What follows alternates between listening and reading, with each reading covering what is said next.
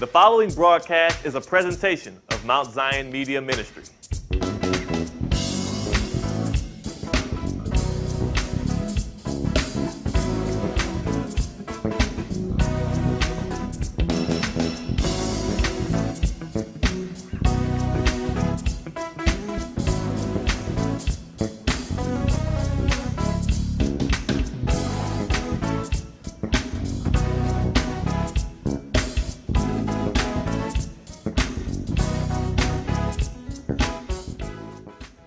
And the subject of the sermon today, how to handle the in-between times. How to handle the in-between time. Last night I looked with great pride at Television Coach as I watched a part of the induction ceremony for the NFL Football Hall of Fame. I felt a sense of pride and honor for those young men who were being inducted to the Football Hall of Fame for playing at the highest level of players in the game. I didn't know any of them personally. Like most of you, I've watched them on the screen, but I have learned to rejoice with those who rejoice and to mourn with those who mourn. And so I looked, and tears even came in my eyes as they put the spotlight on parents who were crying because of the achievement of their children. And see, that touched the spot with me because I got children. And then I'm a man, period, and so to see other men who reached that level, and then their peers and the people that they play for honor them with that accomplishment, the Hall of Fame. Like the NFL and other sports, we too have a Hall of Fame, we too who are Christians. And we believe that it is depicted in Hebrews chapter 11, where the writer goes through a list of people beginning in the garden with Cain and Abel, how one offered a better sacrifice, and about Enoch and Noah, and he got some women in there, Rahab and Ruth, just a list of people who lived at such a high level that they were inducted to the Faith Hall of Fame.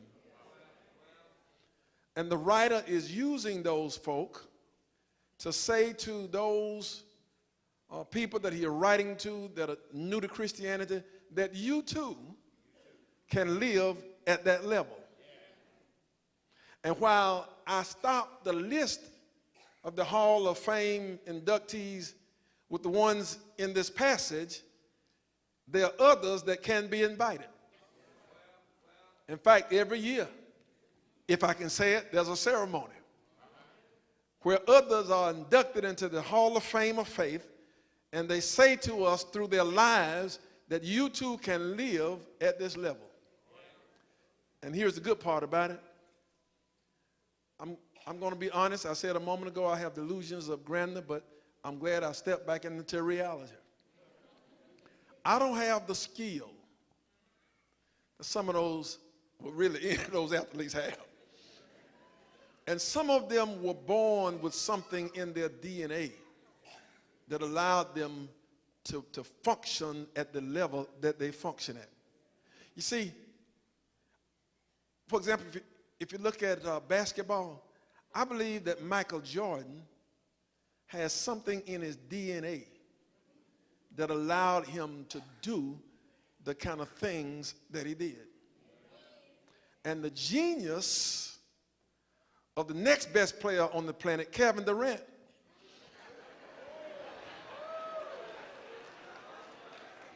is that he doesn't try to duplicate LeBron, Michael, all those other wannabes, but he's just himself. And based on his DNA, he can do it like nobody else does it. In fact, sometimes his shots look awkward, and he looks awkward. But he gets it done. And so we are not all gifted the same when it comes to physicality and ability. But the writer tells us that in this Faith Hall of Fame, that all of the people who are in it had one thing in common, and you and I have access to the same thing. And every accomplishment is preceded by the words, and by faith. By faith, Noah built that ark. By faith, Moses brought those children out of Egypt and divided the Red Sea. And on, all of them by faith.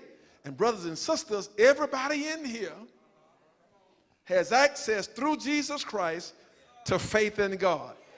And we can all operate in faith. And this sermon is a follow-up from last Sunday's sermon where I talked about walking in the promises of God. And we talked about Abraham and how God made him a promise and how Abraham walked in the faith of that promise, and as a result of that, he was blessed. But I don't want to leave you with half the report. Because we left here last Sunday feeling pretty good that we could walk in the promises of God and everything was going to be okay and we would have what we wanted and hey, we were just going to be shouting all the time. Well, the truth is, even when you walk by faith, some stuff going to happen. Even when you walk by faith, some days your praise would not be about what's happening because what's happening ain't not too hot. But you're going to have to praise in what's going to happen. And so I want to go back to visit Abraham, and I'm going to be talking, as I talk between Genesis 12 and 21, but the writer in Hebrews sums it up. And so I just chose to read him today. And so he tells us that Abraham, look at verse 8 if you will, he gets ready to talk about this great man that we talked about last Sunday who walked by faith and the promises of God and how wonderful he was. And there it is as he begins to talk about Abraham by faith.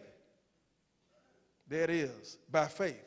Abraham, when he was called to go to a place he would later receive as an inheritance, obeyed and went, even though he did not know where he was going. Y'all remember we talked about that, how God just said go, and Abraham obeyed, didn't know where it was going, no GPS, no final destination. God just said go, and by faith, and then the experience with Lot, he took the lesser by faith. Well, I stopped by to tell you that the story isn't as rosy as it looked. But Abraham had to go through some stuff in order to get what God had for him. Let me let you in on a little secret. Genesis chapter 12, God calls him and said, come on now, I want you to leave your family. And this is what I am going to do. I am going to bless you. And I'm going to be a blessing through you. And I'm going to bless those who bless you. And I'm going to curse those who curse you. And then God said, now look up at the stars. Can you count them?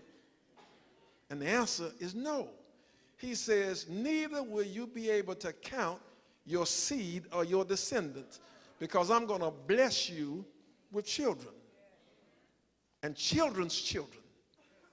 And then as the story progresses and you continue, then God takes him to a place and says to him, look out over this land. It's yours. As far as the eye can see, you will have it. Your children, all those children I told you about, they will possess it. And God says to him, and I'm going to bless you with wealth and prosperity, and all of that, I will make you a great nation. Let me tell you something. The cornerstone of Abraham's blessing rested in the birth of a son who would be named Isaac. Come close to me.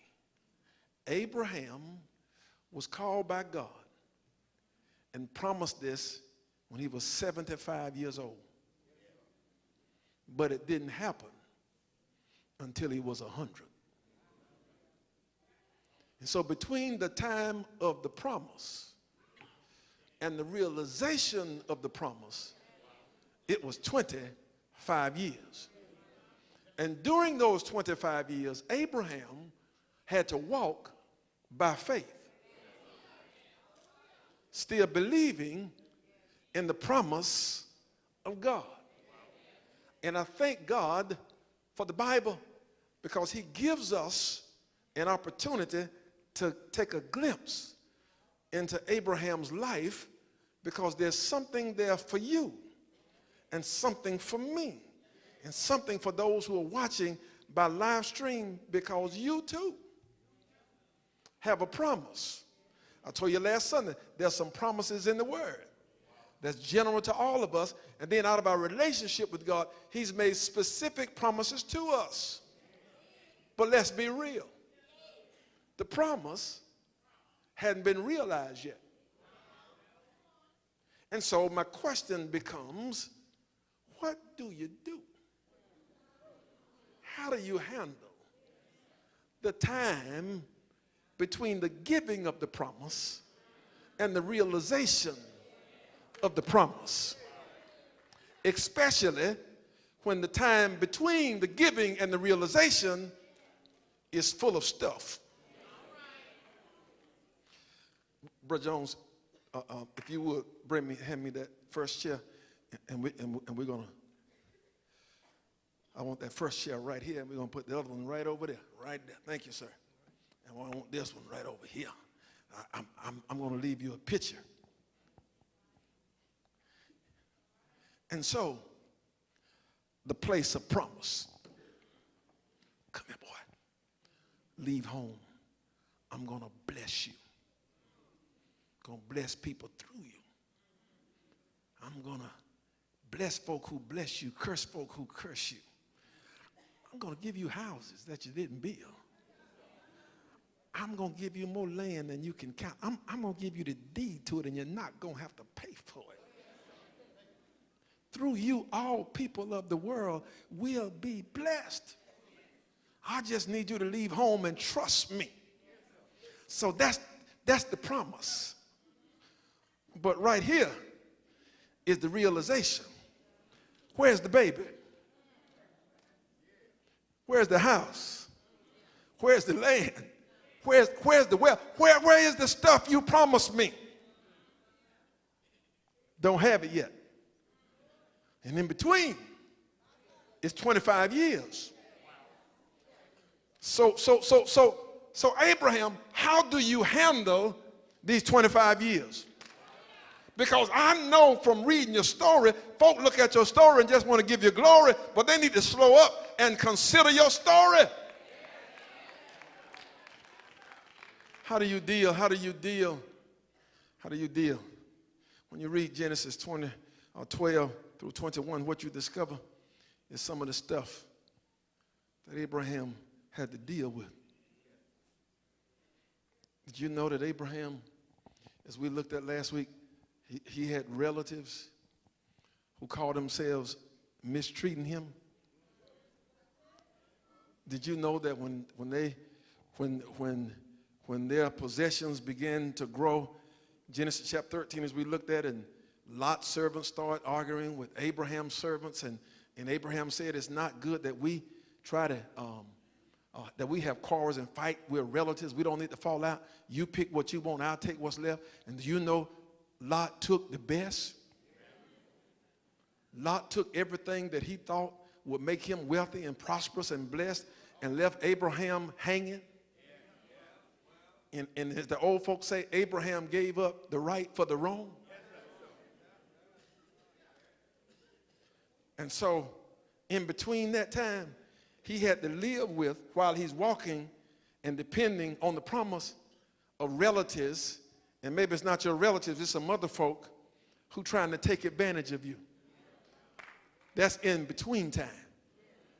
When you read, did you not know that Abraham and Sarah had some issues? Because Abraham and Sarah, while they were waiting, first thing they encountered was a famine.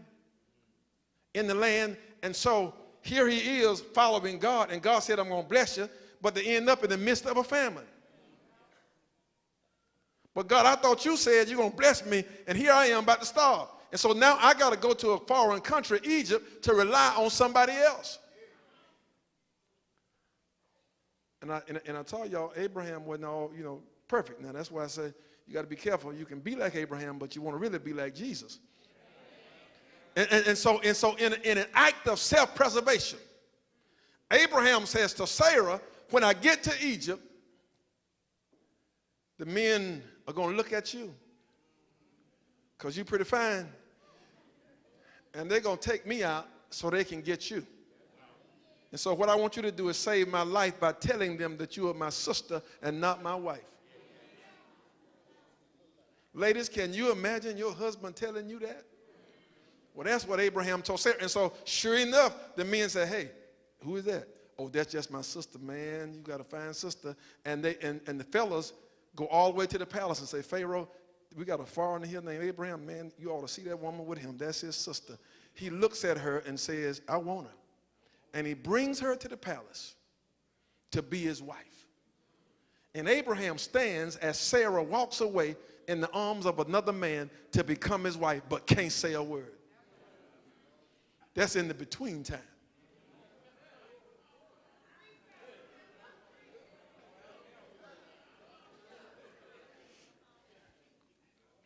In the between time, Lot, who thought that he was getting the best of Abraham, ends up in Sodom and Gomorrah and lose everything that he has.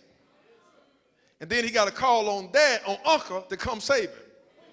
And so Abraham has to leave from his daily work, leave his family, pull men together, make alliances with others, form an army, go and fight 5 other kings to rescue Lot. So in the between time, he got to fight. And don't miss it, he's fighting a war for somebody who mistreated him. That's in the between time. And then, again, things get rough where he is. And he goes down to a place called, in an area by the Philistines, and there's a leader named Elimelech. And once again, Elimelech look at Sarah. She must have been a bad sister because he looks at her and says, I want her. And so that brother gave her up again.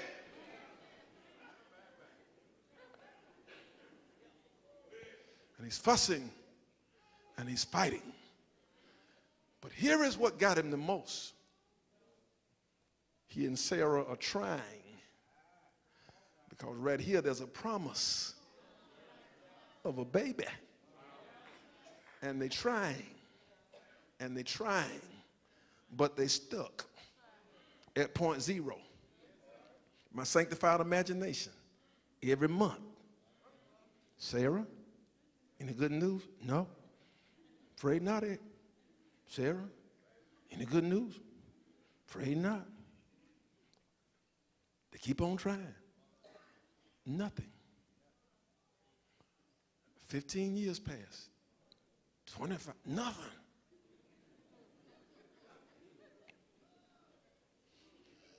Can you imagine the strain and the stress in a real relationship between real human beings when you believe that everything you got to hang your hat on rests in the birth of a child, and there's no child being made?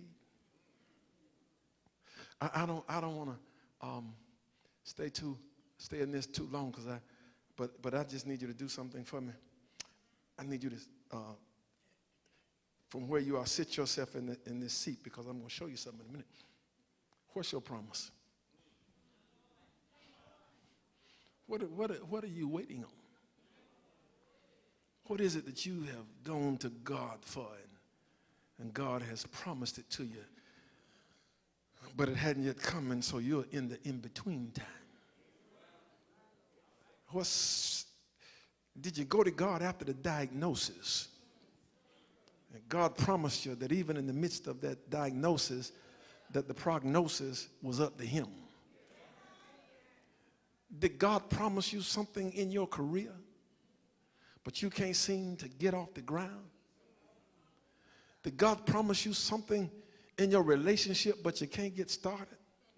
Did you read the Bible where it says, and God said, I have come that you might have life and have it more abundantly, but you stuck on broke?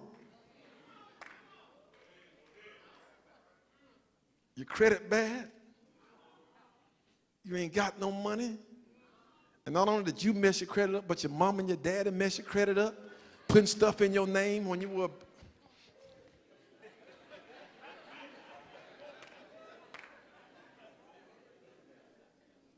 You're hurting, and you read, and you claim it, weeping endure for a night, but joy come in the morning. You saying this night ain't gonna ever end.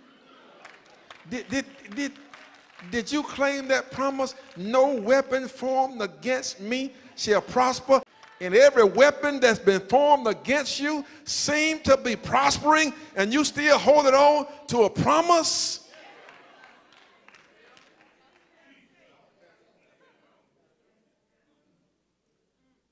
You've been cussing and fussing.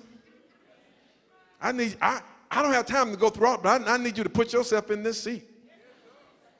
You've been dealing with that crazy man, and you've been praying, and you heard God say something, well, don't leave hanging there. It's going to be all right after a while. A change is going to come, but look like it's getting worse.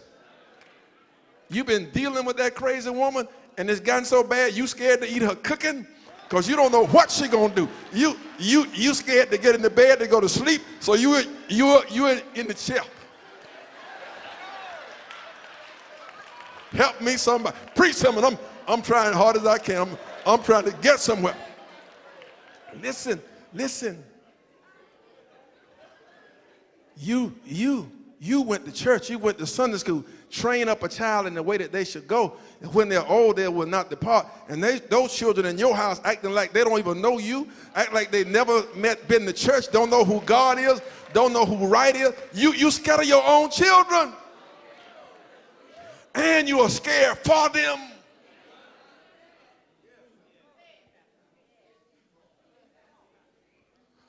So what do you do when you're stuck in the in-between? Abraham, come and help me out. Abraham told me, I talked to him, he told me all this stuff. He told me this. He said, Simmons, let me help you. He said, in the in-between time, you got to make sure that you clearly understand the promise of God. And when you read that eighth verse, it says, and God said to him, he told him about he's going to bless you, but he said, but this was going to come later. Later, you would have it. King James Version in verse 8 used the word after. That all this stuff, when God promised to him, he said later. And Abraham says, you got to make sure you understand. And here's what he says. Hone in on what God said. Later. He didn't say what time. He said later. And when you understand that later for him is not your later. And so you can't put him on your timetable. You might want it next month, but you don't look at God cross-eyed. He didn't say next month. He said later.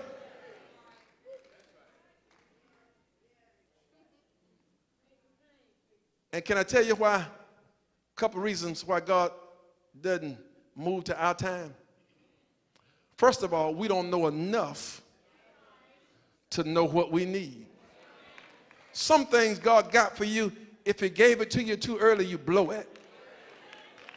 And so God has to get us ready for what he has for us in the promise so we can handle it. Do you know a problem with a lot of folk? They got too much too soon.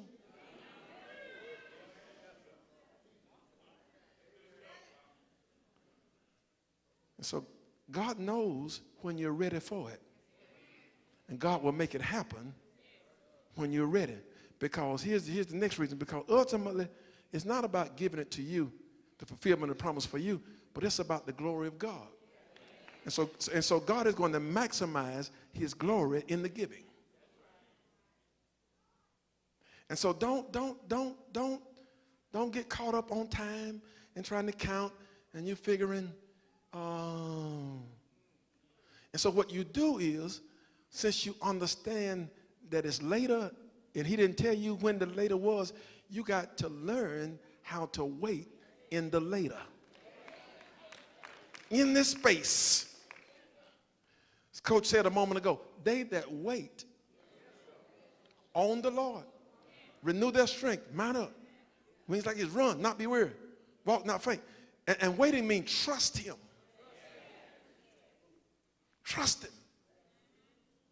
Trust that if yesterday was the right time, he would have done it yesterday. And since he didn't do it yesterday, then that means God got a more appropriate time to do it, and it's going to be better for him, but better for you too. Whenever he did, just learn to wait on God's timing. Don't quit just because God didn't come.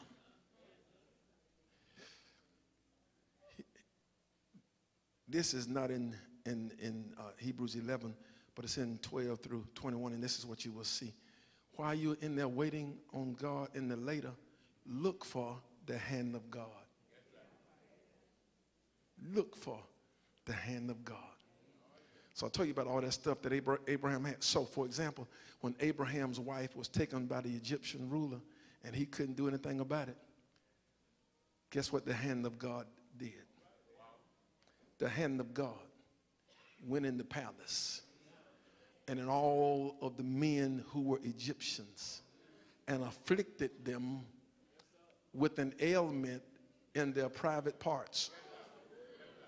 As long as Sarah was in there, not a man of Egyptian heritage was able to have appropriate relations with his wife. God kept her because the seed that had to come through her couldn't come through Pharaoh. It was reserved for Abraham. And to put pressure on the king, not only did God cut him off, but God cut every man in Egypt off. And in my sanctified imagination, I can see him marching to the palace. Hey, you need to let that woman go.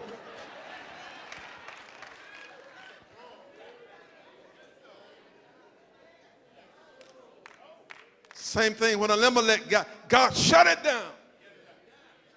Because not another man could touch her. And while Abraham's hand couldn't save her, the hand of God was in there.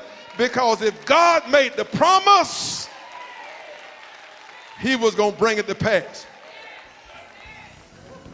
Read the story. Abraham went to war against those kings with 319 men. He was outnumbered, outmanned. But you know what? He won. Because God's hand was in the battle. And God fought the battle for him. Lot thought he got the best of him, manipulated him, and took everything. But you know what? Lot ended up broke. Thanks for watching. Be blessed and continue walking in the light.